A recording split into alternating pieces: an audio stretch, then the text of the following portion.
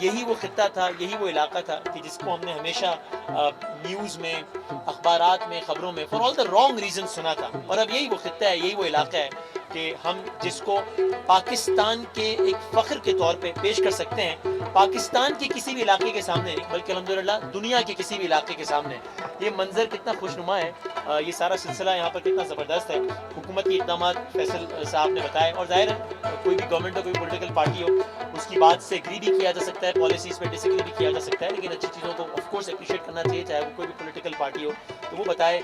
فیصل جاوید صاحب نے، and I would really like to appreciate Samsung group also, کہ جن کے وسیم الرحمان صاحب تشریف فرما ہے، والد محترم آپ کے نسیم الرحمان صاحب۔ آپ لوگوں نے اس علاقے کو چنا کیونکہ اگین کسی بھی علاقے میں پاکستان کی انویسٹمنٹ ہو تو وہ بزنس اپارچونیٹیز لاتی ہے، وہ لوگوں کو اچھے تفریح کے مواقع فراہم کرتی ہے، لیکن اس علاقے میں ایسا ہونا بہت زیادہ ضروری اس لیے تھا کہ میرا خیال ہے کہ اگر یہ سب منظر یہاں پر نہیں ہوتا تو پھر ہم اگر آج سے پہلے کسی بھی غیر ملکی کو کہتے ہیں کہ ایک علاقہ ہے پاکستان کا سواد، ایک علاقہ ہے یہاں کا مالم جبا، تو شاید اس کے ذہن میں وہی ساری خبریں، وہی ساری باتیں، وہی سارے امیجز آتے ہیں جو کہ اس سے پہلے تھے۔ لیکن اب اگر بات ہوتی ہے سواد کی، مالم جبا کی، تو ہمارے ذہن میں وہ باتیں نہیں آتی، ہمارے ذہن میں یہ مناظر آتے ہیں، یہ خوبصورت عمارت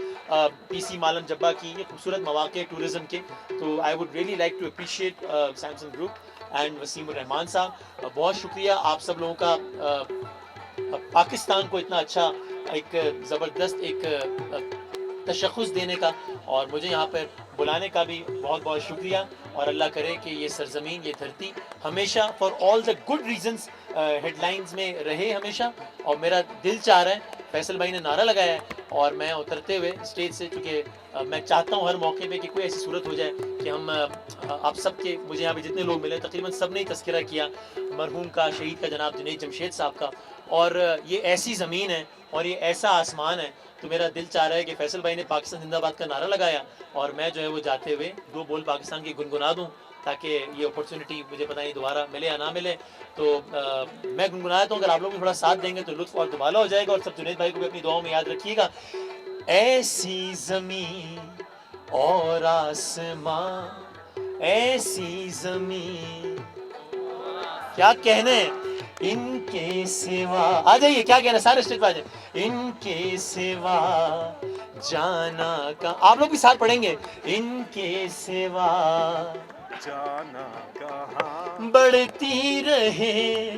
یہ روشنی، چلتا رہے یہ کارواں، دل دل پاکستان، جان جان پاکستان، دل دل پاکستان، جان جان پاکستان، دل دل سے ملتے ہیں تو پیار کا چہرہ بنتا ہے، چہرہ بنتا ہے،